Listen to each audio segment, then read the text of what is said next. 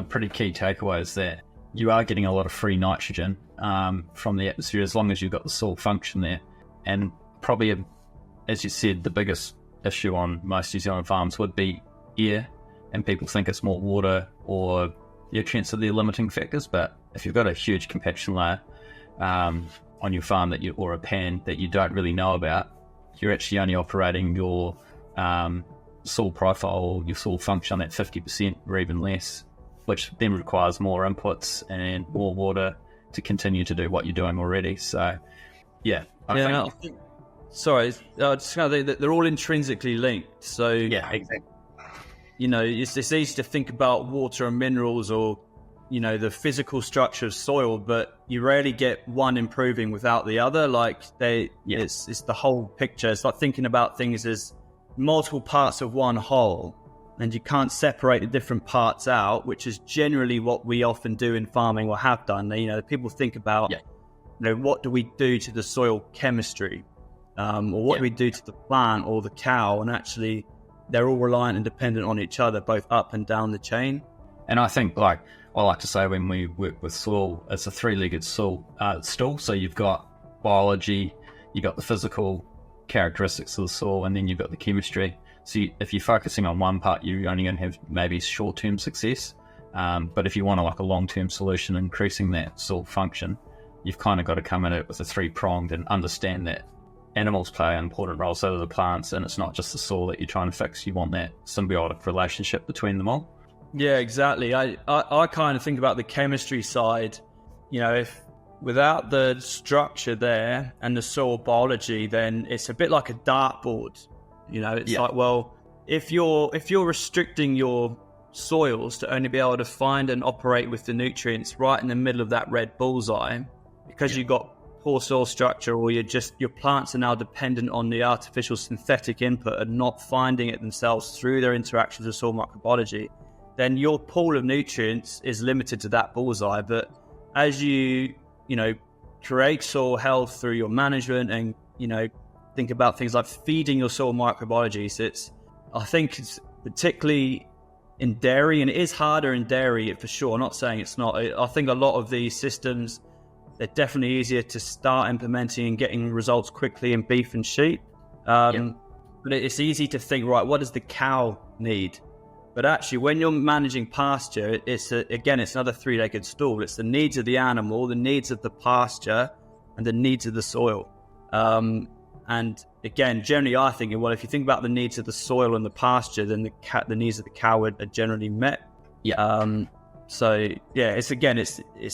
the running theme here is that all this stuff's intrinsically linked. So how do we change that lens of how we see stuff to be a bit more effective across the board? Exactly, and I think we quite often sold a recipe to fix just one part of the equation, and we think we might get some success for that in the short term, but then we almost get back to square one because we haven't sorted those other symbiotic relationships at the same time. And I think it's more of a mindset change, and once you start observing that everything's interconnected, it's a lot easier to understand, okay, well, actually, why am I doing this? And then you can make decisions from that point because you're actually questioning everything at a higher level. Exactly. And I think, farmers are all the expert on their farm, and they'll know their ground, their soil. And I think it's, all these ideas and stuff we're talking about, the tool you might use and how you apply it is going to change on your context. That might be your business objectives mixed with your soil, your biome, everything else. But also the tools you use and how you might apply them on your specific farm, that will probably also evolve and change over time as things like your soil and your farm performance, your pasture diversity, all that stuff evolves through the evolution of your management. So because it worked this year and last year, maybe actually you need to tweak it a bit now that your farm's moved on a bit. So that's why for us, we love to use the term adaptive multi-paddock grazing for our beef systems is, whilst we're proactive in the planning side, we're also an element of being reactive on the ground, depending on what's going on and what we see. And, your farm evolves, nature, all Mother Nature really is trying to do, if you imagine it in New Zealand, is turn, low diversity or bare rock into kind of dense, diverse kind of rainforest. So, that's why I often see in a pasture, if you've got a dominance of a specific weed, for example, like docks or whatever, or thistles, then what is that as an indicator? What is nature trying to say is going on here in that soil? What is our management, what the conditions our management's creating?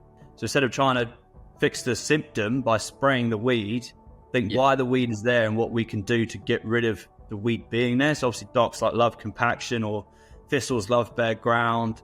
Things like ragwort, again, like bare ground compaction. So it's, well, how do we address the compaction or the bare ground? And then as your soil microbiology evolves and I guess becomes a bit more advanced with more underground diversity, then you'll often see the diverse seed that you might have put there, or it might already be sat there in the seed bank, that will start coming through in your pastures, but maybe it wasn't there last year because the conditions weren't right for it.